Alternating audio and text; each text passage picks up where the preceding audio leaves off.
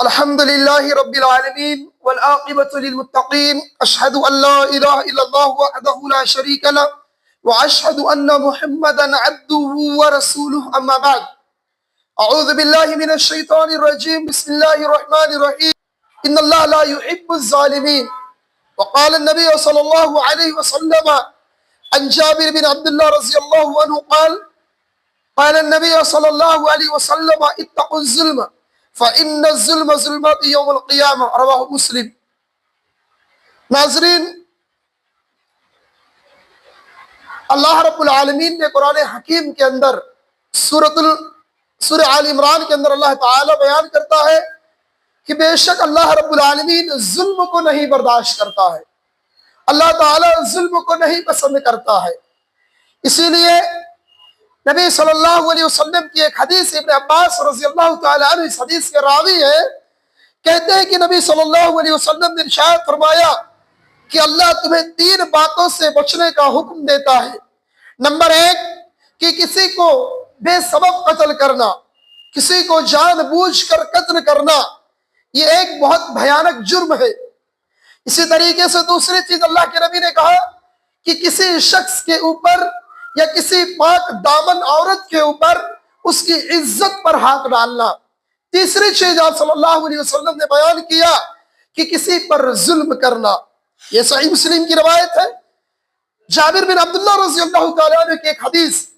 جابر بن عبداللہ رضی اللہ تعالیٰ عنہ کہتے ہیں اللہ کے نبی صلی اللہ علیہ وسلم نے ارشاد فرمایا کہ تم ظلم سے بچو، ظلم کرنے سے بچو، بے شک ظلم کرنے والا کل قیامت کے دن اندھیرے میں ہوگا۔ ناظرین، قرآن کریم کی اس آیت اور احادیث رسول کی 2 حدیثوں سے ایک بات کا خلاصہ ہوتا ہے کہ دنیا کے اندر آدمی ظلم کرتا ہے، کسی کے ساتھ ظلم بربریت کا شکار کسی کو بناتا ہے تو یہ نہ سوچے کہ وہ دنیا کے اندر بہت خوش ہے اور بہت مگن ہے۔ ایک نہ ایک دن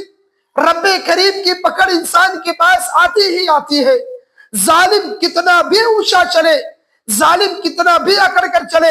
وہ یہ سوچ لے کہ وہ بہت عیش کی زندگی گزار رہا ہے، نہیں۔ ناظرین، ظلم کرنے والا ہمیشہ اللہ رب العالمین کی گرفت میں رہتا ہے۔ یہ اور بات ہے، اللہ رب العالمین کسی کو چھوٹ دے دیتا ہے کہ جا تو ظلم کر، اچانک اللہ رب العالمین اپنی رسی کو کھینچ لے گا اور آدمی بے بس ہو جاتا ہے۔ اس کی مثالیں دنیا کے اندر بہت ساری ہے۔ آپ نے دیکھ لیا کہ مسلمانوں کے ساتھ ظلم و بربریت کا شکار مسلمانوں کو بنایا گیا، غزہ کے اندر مسلمانوں کو مارا گیا، غزہ کے مسلمان بچوں کو قتل کیا گیا۔ اس بچی کا درد، اس بچی کا چیخ آج بھی کانوں کو دستک دیتا ہے، جس نے کہا تھا میں اللہ کے پاس جاؤں گی، اللہ کے پاس جاؤں گی، اے لوگوں تمہارے خلاف میں رب سے گواہی دوں گی، تمہارے خلاف میں رب سے گواہی دوں گی۔ آج بھی وہ تاریخ یاد ہے، سال بھر بھی نہیں گزرا جن لوگوں نے مسلمانوں کے خلاف ظلم ہونے پر بم دیا تھا، ان کے لیے میزائل کا راستہ ہموار کیا تھا، ظلم کا راستہ آسان بنایا تھا۔ تاریخ نگاروں نے آج اس دن کو دیکھ لیا کہ ظلم جو 1 سال میں غزہ کو مٹانے کی کوشش کی گئی، اللہ رب العالمین نے چند دنوں میں ایسا عذاب آیا، ایسا سخت عذاب آیا کہ رب کریم نے پورے دنیا کو دکھا دیا کہ اللہ رب العالمین کی پکڑ کتنی سخت ہوتی ہے۔ تم نے مسلمانوں کے خلاف سازش کیا، ارے اسلام تو درس دیتا ہے کہ تم کسی غیر مسلم کے ساتھ بھی ظلم مت کرو۔ تمہارا پڑوسی غیر مسلم ہے، آپ اس کے ساتھ اس کے حقوق کا خیال کرو۔ اور آج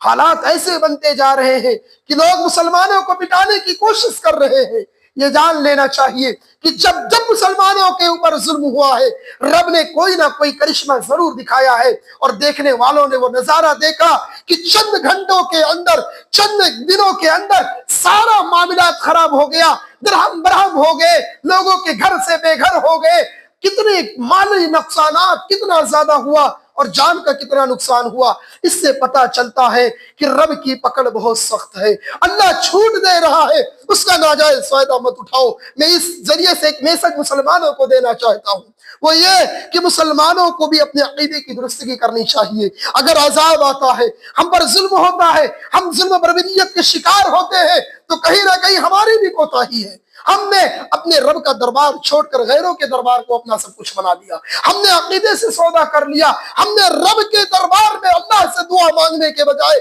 ہم نے کسی اور کے آگے اپنا دامن پھیلا دیا، تو رب نے بھی لوگوں کو بتا دیا وَمَا أَصَابَكُم مِّن مُّصِيبَةٍ فَبِمَا كَسَبَتْ أَيْدِيكُمْ وَيَعْفُو عَن كَثِيرًا، کہ جو کچھ مصیبتیں آتی ہیں، جو کچھ پریشانیاں آتی ہیں، یہ تمہارے ہاتھوں کی کرتوت ہے، یہ تمہارے ہاتھوں کی دین ہے، تمہارے گناہوں کا نتیجہ ہے۔ اللہ بہت سارے گناہوں کو معاف کر دیتا ہے۔ لہذا ناظرین، امت محمدیہ کے مسلمانوں، ابھی بھی وقت ہے، اگر چاہتے ہو کہ رب تمہاری حکومت لائے، اگر چاہتے ہو کہ رب تمہیں عزت دے معاشرے اور سماج کے اندر، شرک سے باز آ جاؤ، عقیدہ توحید میں آ جاؤ، اللہ کو ایک مان لو، رسالت توحید میں آ جاؤ، رسول کے ساتھ کسی کو ملاوٹ مت کرو، رسول کے دین جو خالص دین اللہ کے نبی نے، صحابہ کرام نے ہم تک پہنچایا، اس دین پر عمل کرنے والے ہو جاؤ، انشاءاللہ اللہ رب العالمین ہماری زندگیوں کو ضرور چینج کرے گا، ہم بھی معاشرے میں فوز و فلاح پائیں گے۔ یہ اللہ کا وعدہ ہے کہ تم اللہ سے ڈرنے والے ہو جاؤ، اللہ اور اس کے رسول کی اطاعت کرنے والے ہو جاؤ،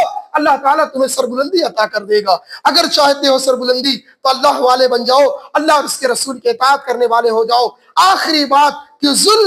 ظلم کی سزا انسان کو ایک نہ ایک دن مل کر رہتی ہے، ظالم کتنی بھی اونچی اڑان میں اڑ لے، اللہ تعالیٰ اس کو ایک نہ ایک دن معاشرے اور سماج کے اندر لوگوں کے لیے دکھا دیتا ہے۔ لہذا ناظرین، ظلم کرنے سے بچو، کسی کے ساتھ ظلم مت کرو۔ اللہ کے نبی نے کہا جب ظلم کرنے والا کسی کے اوپر ظلم کرتا ہے تو جب اس کی آہ نکلتی ہے جس کے اوپر ظلم کیا جاتا ہے تو اللہ رب العالمین اسے رائے گا اور برباد نہیں کرتا۔ اللہ کے نبی کی ایک حدیث مجھے اس پر یاد آئی، اللہ کے نبی صلی اللہ علیہ وسلم نے بیان کیا، صحیح مسلم کی روایت ہے، آپ صلی اللہ علیہ وسلم نے کہا اللہ رب العالمین جب کوئی شخص کسی پر ظلم کرتا ہے تو اللہ اس کا فیصلہ کرتا ہے، اور اللہ رب العالمین جب انتقام پہ آ جاتا ہے تو ظالم کو بہت سخت پکڑ کرتا ہے۔ اللہ سے دعا ہے اے رب کریم ہمیں اپنی زندگی کے اندر ظلم جیسے ناپاک حرکتوں سے ہم سب کی حفاظت فرمائے۔ اے اللہ ہمیں اپنے ذات سے، اپنے آپ سے کسی کو تکلیف رب العالمین ہم کبھی نہ دے۔ اے اللہ ہمیں اہل ایمان والوں میں سے خالص اہل توحید والا بنا دے۔ اے رب کریم ہم پہ جو ظلم کر رہے ہیں، اے اللہ ہم سب سے پہلے تجھ سے دعا کرتے ہیں کہ اللہ جو مسلمانوں کو مٹانا چاہتے ہیں، اے اللہ اگر ان کی قسمت میں، ان کے مقدر میں ایمان ہے تو اللہ انہیں ایمان سے سربراہی عطا فرما، ورنہ اے رب کریم تو انہیں نست و نابود کر دے۔ جو مسلمانوں پر ظلم کرتا ہے اے اللہ تو بہترین فیصلہ کرنے والا ہے، اے اللہ ظالموں کے حق میں بہترین فیصلہ کر۔ آمین تقبل یا رب العالمین۔ سبحانک اللہم و بحمدک اشہد ان لا الہ الا انت استغفرک و اتوب الیک۔